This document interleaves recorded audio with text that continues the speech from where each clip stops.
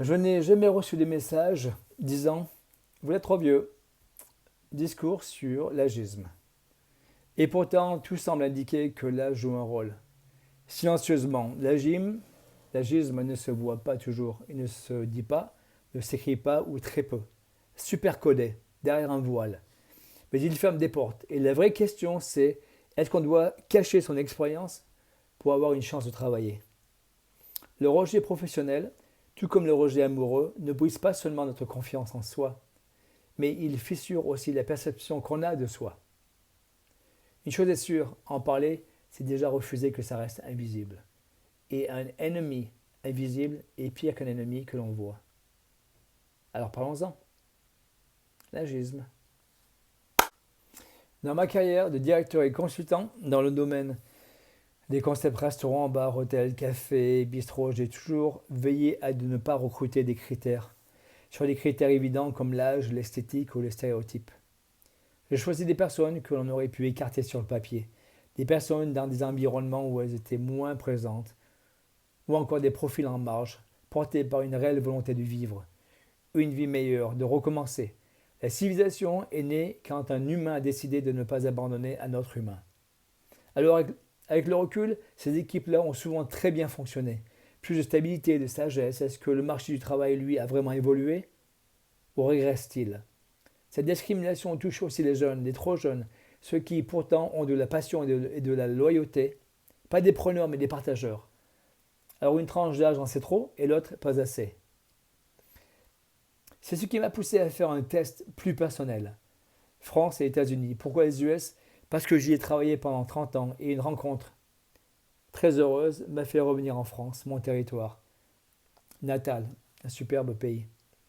J'ai repris mon CV, mon propre CV et envoyé des candidatures en France et aux US. J'ai voulu comprendre comment mon expérience est perçue selon différentes cultures. En France, un recruteur m'a dit de diviser mon CV en deux, 50% en moins. Aux US, je l'ai envoyé complet, 40 ans d'expérience, boum. Au fil de mes voyages et expériences à Cuba, Costa Rica, Vietnam, Hawaï, Vancouver, Los Angeles, San Francisco, New York, Mexique, Europe, la place des âges dans le monde du travail varie énormément. Là où certains pays écartent, d'autres intègrent. Encore des personnes de 50 à 70 ans en activité. Il y a quelque chose de profondément humain là-dedans. Entrer dans un café et être servi par des personnes plus âgées change d'atmosphère. C'est plus chaleureux, plus ancré, plus réel. Même si 50% de l'équipe est jeune, faire travailler ensemble des personnes de 25 et 60 ans crée une dynamique rare. Les relations dépassent le cadre professionnel, elles deviennent presque familiales. Je comprends qu'une certaine clientèle préfère des visages lisses et formatés, des hôtesses qui ressemblent à des glaces à la vanille et des serveurs beaux comme des babas au rhum. Mais au fond, cette vision en dit surtout long sur ce que l'on attend du service. Une simple esthétique, jeune de préférence, expérience pas vraiment nécessaire. Une société qui abandonne ses anciens finit par se couper de sa propre humanité. Une société sans gratitude. On va y revenir au mot gratitude. Alors mes amis, voilà le résultat. En France, j'ai envoyé 125 CV. 125 moitiés de CV. Parfois via une dizaine de recruteurs. Je n'ai jamais reçu une seule fois, vous êtes trop vieux. Et pourtant, tout indique que l'âge agit. Pas frontalement, silencieusement, proprement. Environ 42% des victimes en France citent le critère de l'âge. 42%, c'est énorme. On parle d'équipes jeunes et dynamiques, cherchant un profil dans le même esprit, une discrimination polie, socialement acceptable, mais parfaitement lisible entre les lignes. Certaines offres demandent directement l'âge, ce qui est illégal, puis disparaissent dès que la réponse arrive. D'autres contournent. Années d'études, diplômes, parcours détaillé. Tout est bon pour estimer sans dire, filtrer sans assumer. Et à chaque fois, la même chose, le silence. Un silence administratif propre, neutre, mais qui exclut très clairement. Le plus lourd des silences est celui qui laisse l'être humain seul face à lui-même. L'agisme ne tue pas les corps, il enterre les talents vivants. On ne leur dit pas que non, on les rend invisibles. Et c'est encore pire.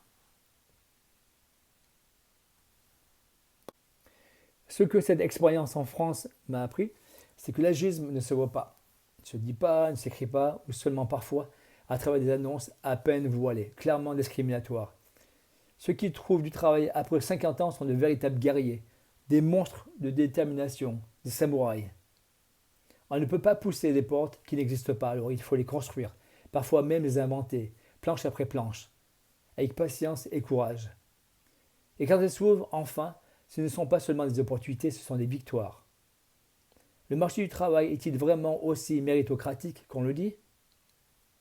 Oh non, non, non. Maintenant, les US. J'ai envoyé mon CV vers mes anciens territoires, Los Angeles, New York, San Francisco. Mes amis, sans exagérer, réponse reçue entre 3 et 4 heures après l'envoi. Réponse, échange, entretien, vidéo déjà en place, même au milieu du désordre économique provoqué par leur président, il subsiste dans ce pays une énergie particulière, celle du possible. Certaines cultures regardent une candidate de 50 plus années et demandent pourquoi. D'autres regardent le même CV et se disent pourquoi pas. L'expérience devait être une force. Les profils 50 plus ont déjà rencontré la plupart des situations.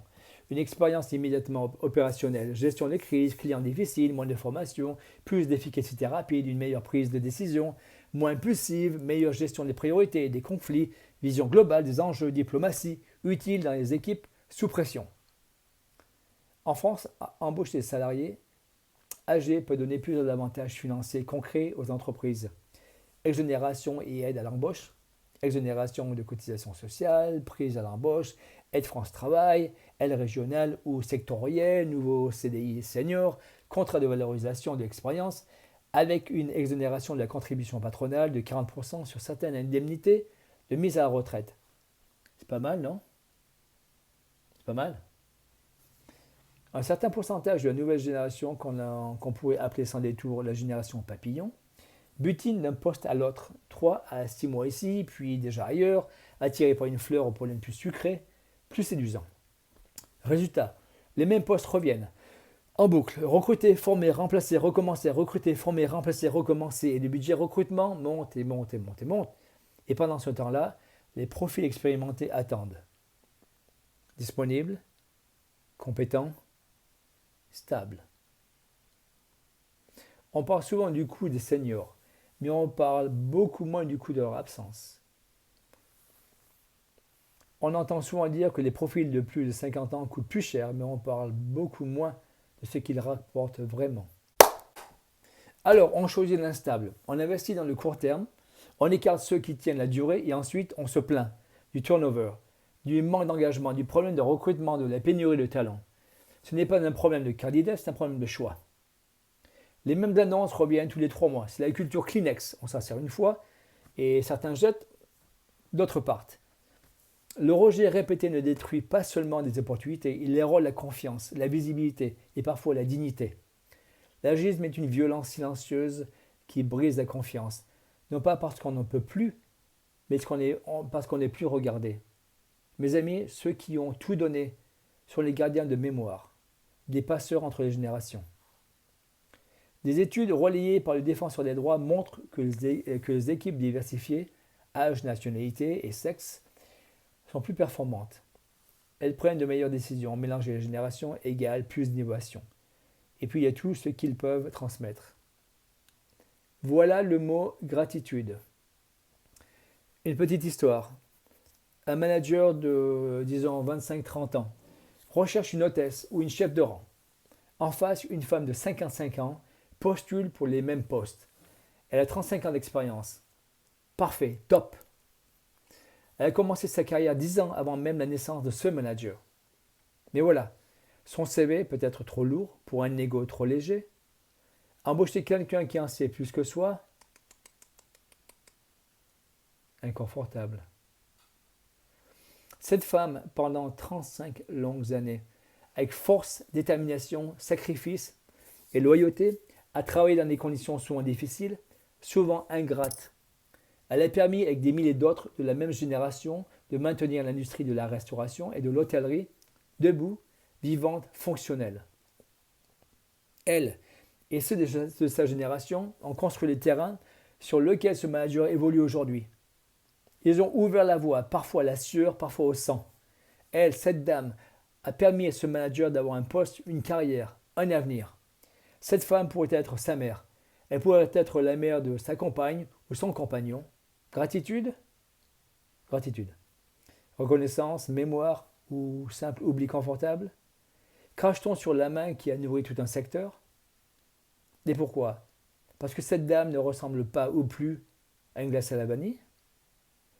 Parce que pour certains, le baba au rhum est devenu trop sec? On écarte ceux qui ont construit le système pour ceux qui ne restent pas. La répétition du rejet ne fait pas que fermer les portes, elle finit par transformer les personnes qui les poussent. Et tout comme en amour, le rejet, surtout quand il est silencieux, ne donne aucune explication. Donc le cerveau en invente une. Et cette explication devient personnelle. Le respect des anciens est une forme de reconnaissance envers le temps, la mémoire et les sacrifices invisibles qui ont construit le présent. Mais d'accord, on ne peut pas devenir ce que l'on veut en restant ce que l'on est. Changer, s'adapter, résilience, détermination, persévérance. Aujourd'hui, 60 ans, mon itinéraire d'échecs successifs, ici en Europe, mais nécessaire, m'a amené dans 9 villes de France et de Belgique. En train, voiture, bus, métro, des milliers de kilomètres. Jusqu'à aujourd'hui. Ce job me cherchait et moi j'étais visible.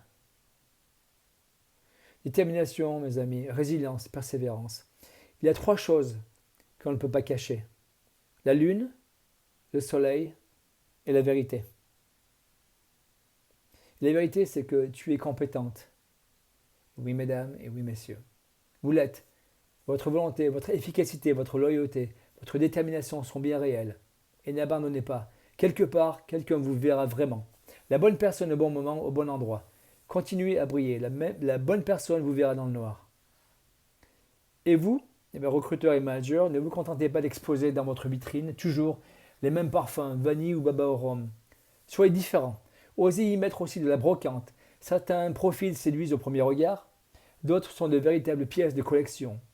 Une société qui ne transmet plus finit par perdre son âme. Recruteurs et managers, revisitez l'art de la lecture.